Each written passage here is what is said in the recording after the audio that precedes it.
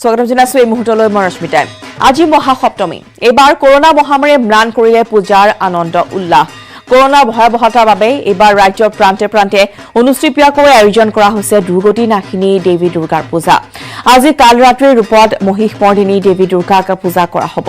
জাক জমকতাবিহীন পূজা মণ্ডপত পূৰ্বৰ দৰে নাই এইবাৰ ভক্তৰ ভিৰ। এইবাৰ ব্যতিক্ৰমী তথা আকৰ্ষণীয় দেৱীৰ প্ৰতিমা আৰু পেণ্ডেলৰ চমকৰ বিপৰীতে আধ্যাত্মিকতাৰে পূজা অৰ্চনা কৰা হৈছে। কোভিড প্ৰটকল মানি দুৰ্গা পূজা উপভোগ কৰিবলৈ আহ্বান জনাইছে প্ৰশাসনে। থাৰ্মেল স্ক্ৰিনিং কৰাৰ পিছতহে ভক্তক মন্দিৰত প্ৰৱেশ কৰিবলৈ দিয়া হ'ব। মহানগৰীতো দুৰ্গা পূজাক লৈ প্ৰশাসনৰ কেতবোৰ বিশেষ নিৰ্দেশনা। এইবাৰ দোলা ধৰালৈ আগমন ঘটিছে দেৱী দুৰ্গাৰ। দোলাত আহি হাতীত গমন কৰিব দেৱীয়ে। ৰাজ্যৰ বিভিন্ন প্ৰান্তৰ পূজা মণ্ডপসমূহত একেই পৰিৱেশ, নিমামা পৰিৱেশ। তাৰ মাজতো কিন্তু সকলোৱে আধ্যাত্মিকতাৰে এইবাৰ মা দুৰ্গাৰ পূজা অৰ্চনা কৰা, বন্দনা কৰা দেখিবলৈ পোৱা গৈছে। যদিও বা কোনো ধৰণৰ সাংস্কৃতিক অনুষ্ঠানৰ এইবাৰ আয়োজনত অনুমতি দিয়া নাই প্ৰশাসনে, তাৰ মাজতো কিন্তু ইতিমধ্যে ভক্তপ্ৰাণ ৰাইজে মাৰ আশীষ ল'বলৈ এনেদৰে শাৰী পাতি থিয় হোৱা পৰিলক্ষিত হৈছে। পূৰ্বৰ দৰে এইবাৰ সেই পৰিৱেশ নাই, এইবাৰ সেই জাক জমকতা নাই। তাৰ বিপৰীতে কিন্তু সকলোৱে ভক্তি মনেৰে দেৱীৰ আশীষ লোৱা পৰিলক্ষিত হৈছে। আমি লৈ যাম কিছু সময়ৰ পিছতে পুনৰবাৰ ৰাজ্যৰ ভিন্ন প্ৰান্তৰ পূজা মণ্ডপসমূহলৈ। কোভিড প্ৰটকল মানি এইবাৰ দুৰ্গা পূজাৰ আয়োজন কৰা হৈছে সীমিত পৰিসৰৰ ভিতৰত, অৰ্থাৎ খুব অনুচুপীয়াকৈ এইবাৰ দুৰ্গা পূজা আয়োজন কৰা হৈছে, যাতে কোনো ধৰণৰ ভিৰ নহয় আৰু ভিৰ বান্ধি যাতে কোনো লোক থিয় নহয়, তাৰ বাবে প্ৰশাসনে যি নিৰ্দেশনা জাৰি কৰিছে সেই নিৰ্দেশনা মানি চলিছে ভক্তসকলে।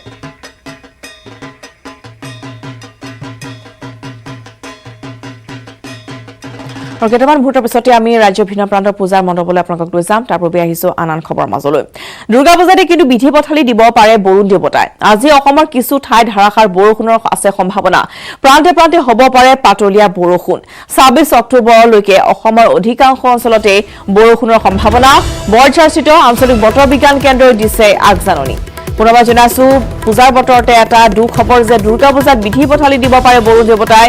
আজি অসমৰ কিছু ঠাইত ধাৰাসাৰ বৰষুণৰ আছে সম্ভাৱনা। প্ৰান্তে প্ৰান্তে পাতলীয়া বৰষুণ হ'ব পাৰে। ২৬ অক্টোবৰলৈ অসমৰ অধিকাংশ অঞ্চলত বৰষুণৰ সম্ভাৱনা। বৰঝাৰস্থিত আঞ্চলিক বতৰ বিজ্ঞান কেন্দ্ৰই দিলে এই আগজাননী। Isolated heavy to very heavy rainfall is very likely over Assam and Meghalaya on 22nd. Isolated heavy rainfall over Assam and Meghalaya on 24th and over Nagaland, Manipur, Mizoram and Tripura on 24th and 26th October Met subdivisions. এইবাৰ চাকৰি নহয়, দৰিদ্ৰ কৃষকক প্ৰমাণ পত্ৰ প্ৰদানৰ নামত উৎকোচ আদায় গ্ৰাম সেৱকৰ। তেজপুৰত অন কেমেৰা গ্ৰাম সেৱকে আদায় কৰিলে উৎকোচ। গোপন কেমেৰাত আবদ্ধ গ্ৰাম সেৱক পৰিমল দাসৰ উৎকোচ আদায়ৰ লাইভ দৃশ্য। তেজপুৰ ডেকাৰগাঁও নিবাসী পৰিমল দাস নামৰ গ্ৰাম সেৱকজনে শেহতীয়াকৈ নিজ ঘৰতে খুলিছে প্ৰমাণ পত্ৰ প্ৰদানৰ নামত উৎকোচ লোৱাৰ এখন মুকলি বজাৰ। শেহতীয়াকৈ গ্ৰাম সেৱকজনৰ চিকাৰ হৈছে মানচিৰিৰ উছমান আলী আৰু ৰৌমাৰীৰ মহম্মদ ৰিয়াজুদ্দিন নামৰ দুই কৃষক। ভুক্তভোগী দুই কৃষকে তেওঁলোকৰ খেতি মাটি বিক্ৰীৰ বাবে প্ৰয়োজনীয় কৃষকৰ প্ৰমাণ পত্ৰৰ বাবে কাষ চাপিছিল গ্ৰাম সেৱক পৰিমল দাসৰ। কিন্তু পৰিমল দাসে একোখন প্ৰমাণ পত্ৰৰ নামত জিলা কৃষি বিষয়াক টকা দিব লাগে বুলি আদায় লয় ৩১০০কৈ টকা। গ্ৰাম সেৱকে টকা আদায় ললে ঠিকেই, কিন্তু কামতহে নাহিল কৃষকদ্বয়ে লাভ কৰা প্ৰমাণ পত্ৰৰ। কিয়নো গ্ৰাম সেৱকে প্ৰদান কৰা প্ৰমাণ পত্ৰত কৃষি বিষয়াৰ কোনো হস্তাক্ষৰেই নাছিল। সেয়েহে উপায়ন্তৰ হৈ দুই ভুক্তভোগী কৃষকে এতিয়া এইজন গ্ৰাম সেৱকৰ বিৰুদ্ধে ব্যৱস্থা গ্ৰহণৰ দাবী উত্থাপন কৰিছে। আৰু সকলো দৃশ্য এনেদৰে গোপন কেমেৰাত বন্দী হৈছে, কেনেদৰে কৃষকক প্ৰমাণ পত্ৰ দিয়াৰ নামত ধন আত্মসাৎ কৰিছে গ্ৰাম সেৱকে। সেই দৃশ্য ইতিমধ্যেই গোপন কেমেৰাত বন্দী হৈছে আৰু এই দৃশ্য ফাদিল হোৱাৰ পিছতে এতিয়া সকলোৱে এই গ্ৰাম সেৱকজনৰ উচিত শাস্তি বিচাৰিছে। শোণিতপুৰ জিলাৰ অন্তৰ্গত মানচিৰি গাঁৱৰ গ্ৰাম সেৱক পৰিমল দাসে আজি কেইদিনমান আগত খেতিয়কৰ প্ৰমাণ পত্ৰ দিবৰ বাবে মোৰ লগৰ আৰু সতীৰ্থৰ পৰা ৩১০০ টকাকৈ টকা আদায় লয়। আৰু তেওঁ যিখন প্ৰমাণ পত্ৰ দিছিলে সেইখন এডিঅ'ৰ কোনো ধৰণৰ চাইন নাছিলে। আৰু তেওঁক সোধাত তেওঁ কয় তেওঁৰ যিজন এগ্ৰিকালচাৰৰ ডিষ্ট্ৰিক্ট অফিচাৰ যিজন আছে তেখেতক ২০০০ টকাকৈ দিব লাগে। তেতিয়া আমি সাধাৰণ এজন খেতিয়কৰ কাৰণে যেতিয়া আমি খেতিয়কৰ প্ৰমাণপত্ৰ আনিবলৈ যাওঁ তেতিয়া তেওঁলোকে কি কৰে আমাক হাৰাশাস্তি কৰে আৰু টকা দাবী কৰে আৰু তেওঁ এইটোৱে কৈছে যে ওপৰৰ যিজন তেওঁৰ অফিচাৰ আছে তেখেতক 2000 টকাকৈ দিব লাগে।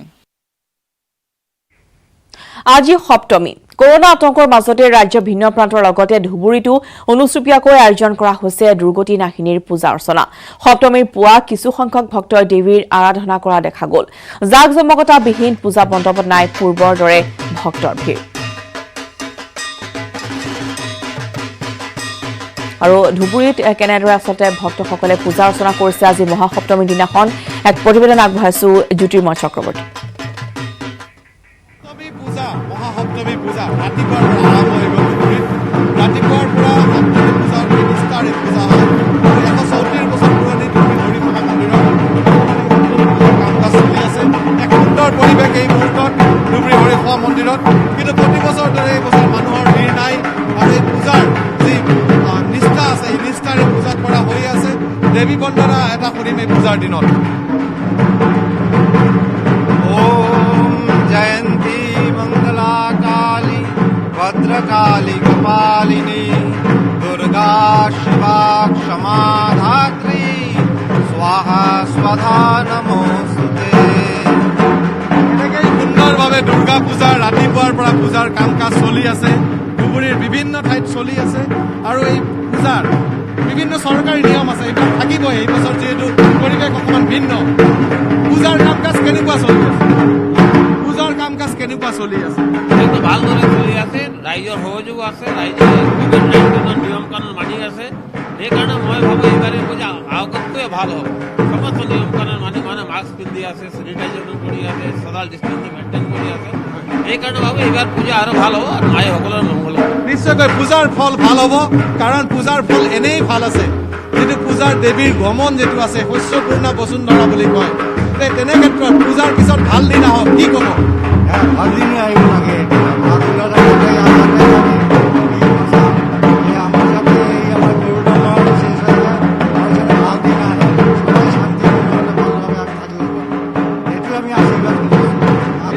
সকলোৱে কামনা কৰিছে পূজাৰ পিছত ভাল দিন আহক আৰু পূজাৰ যি নিয়ম নীতি নিষ্ঠাৰে দুৰ্গা পূজা বৰ্তমানে চলি আছে।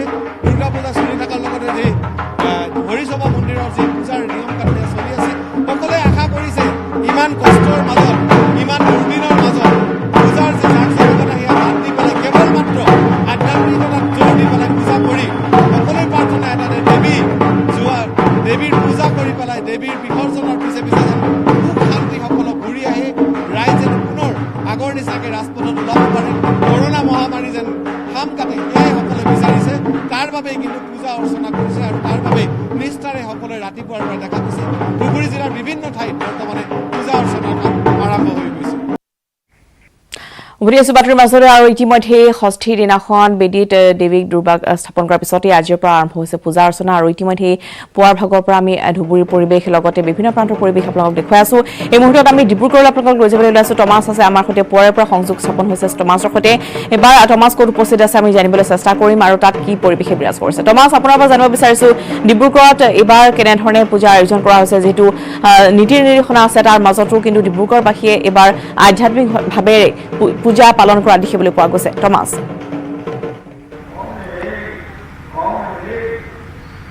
নিশ্চয় ৰশ্মিতা, আচল ডিব্ৰুগড়তো এতিয়া আধ্যাত্মিকভাৱে পূজা এইবাৰ পালন কৰিছে। বৰ বেছি হাইৰুমি ডিব্ৰুগড়তো নাই আৰু বিশেষ যি পূজা বুলি ক'লে জাক জমকতা থাকে সেয়া ডিব্ৰুগড়তো এবাৰ কম।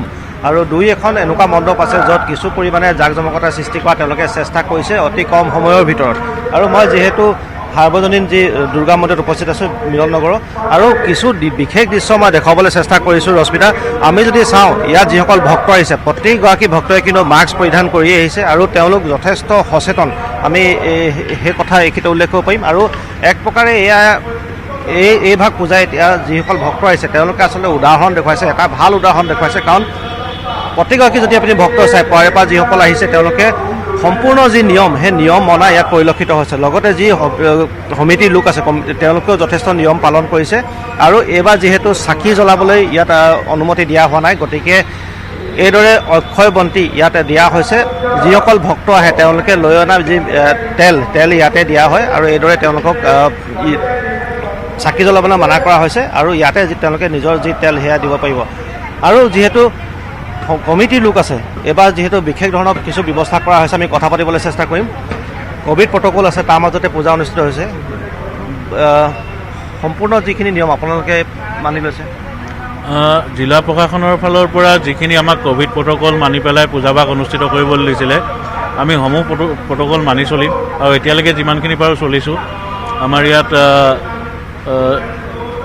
দিনটোত এবাৰকৈ চেনিটাইজো কৰা হৈছে গোটেই পূজা মণ্ডপটো লগতে মাস্ক নিপিন্ধা মানুহক আমি ইয়াত সোমাবলৈ দিয়া নাই আৰু যিসকলৰ মাস্ক কিনিবলৈ সামৰ্থ্য নাই তেওঁলোকক আমি মাস্ক দিয়াৰ ব্যৱস্থাও কৰিছোঁ ইয়াত চাকি জ্বলাবলৈ দিয়া হোৱা নাই আমাৰ অক্ষয় বন্তি জ্বলাই দিয়া হৈছে তাতে তেওঁলোকে তেল দিব পাৰিব তেনেকুৱা ধৰণৰ নিয়ম কৰা হৈছে নিশ্চয় ইতিমধ্যে মই আৰু কিছু দৃশ্য দেখাবলৈ চেষ্টা কৰিম কাৰণ ভক্তসকল বৰ্তমান আহি থকা পৰিলক্ষিত হৈছে আৰু যিহেতু মন্ত্ৰোচ্চাৰণ চলি আছে দেৱী বন্দনা চলি আছে আৰু পূজা যিহেতু পূজা পুৱাৰে পৰা ইতিমধ্যে মহাপ্ৰভু পূজা হৈ আছে আৰু মই দেখুৱাইছোঁ প্ৰতিগৰাকী যি ভক্ত ইয়াত উপস্থিত হৈছে তেওঁলোকক এইদৰে এতিয়া পৰীক্ষা কৰা হৈছে তাৰপিছতহে তেওঁলোকক আহিবলৈ দিয়া হৈছে ভক্ত আছে যিসকল বিভিন্ন ঠাইৰ পৰা আহিছে মই কথা পাতিবলৈ চেষ্টা কৰিম তাই দুয়োগৰাকী বাইদেউ পূজাৰ শুভেচ্ছা থাকিল বাইদেউ ধন্যবাদ আপোনালোক ক'ৰ পৰা আহিছে ওচৰতে নে ওচৰৰ এই টিভি চেণ্টাৰৰ পৰা আহিছোঁ এইবাৰ অলপ বিশেষ ধৰণৰ পূজা হৈছে কি ক'ব এইবাৰ অলপ সেমেকা পূজা